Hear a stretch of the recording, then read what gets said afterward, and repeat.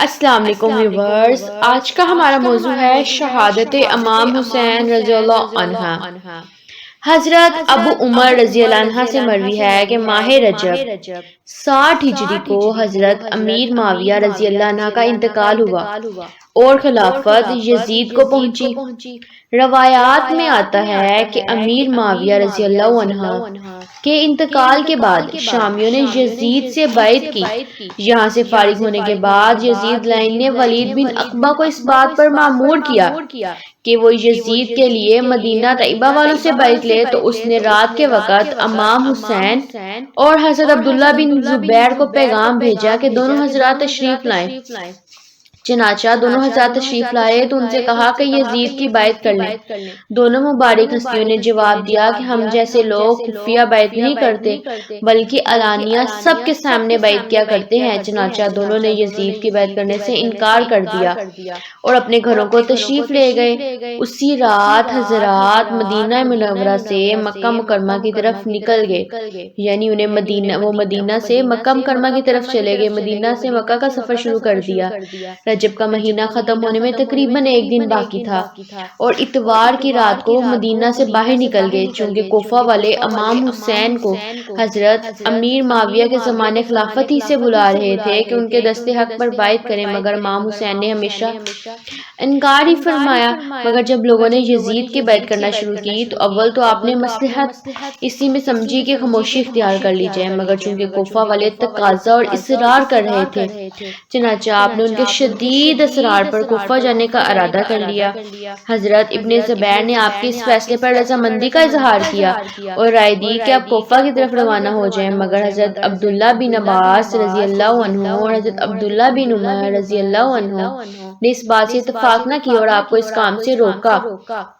حضرت عبداللہ بن عمر رضی اللہ عنہ نے حضرت امام حسین رضی اللہ عنہ سے کہا کہ اللہ تعالیٰ نے حضور اکرم صلی اللہ علیہ وآلہ وسلم کو دنیا اور آخرت کے اختیار کرنے میں خود مختار بنایا تھا، مگر آپ نے دنیا پر آخرت کو ترجیح دی۔ چنانچہ آپ بھی چونکہ حضور پاک صلی اللہ علیہ وآلہ وسلم کے جگرے گوشہ ہیں، آپ ہی کی آل اولاد میں سے ہیں، اسی لیے آپ بھی دنیا پر آخرت کو اختیار فرمائیں، دنیا آخرت کو فوقیت دیں اور دنیا کو نہ فوقیت دیں۔ کوفہ والوں نے چونکہ اس انداز سے اظہار محبت عقیدت کرتے ہوئے امام حسین کو بلا بھیجا تھا کہ امام حسین ان لوگوں کی اس قدر کثیر تعداد کے پیش نظر اپنے ارادے پر نظر ثانی کے لیے تیار نہ تھے، اس لیے آپ نے حضرت ابن عباس اور حضرت ابن عمر کا مشورہ قبول نہ فرمایا۔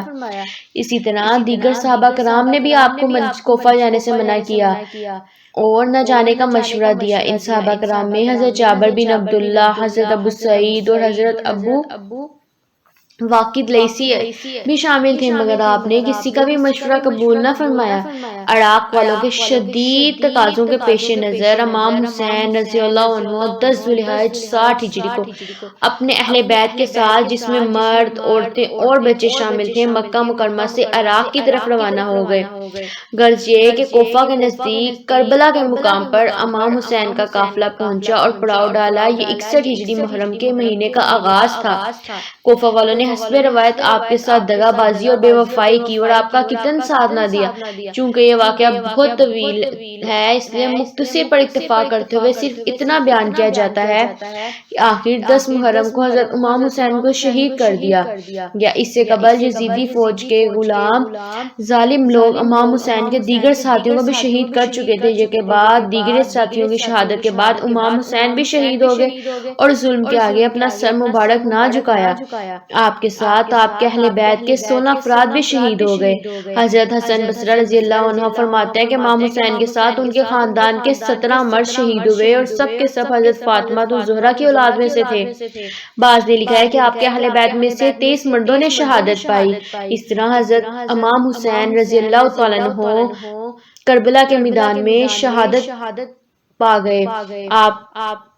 اگر آپ کو یہ ویڈیو اچھی لگی تو لائک کریں، شیئر کریں، کمنٹ کریں اور سبسکرائب کریں۔ شکریہ۔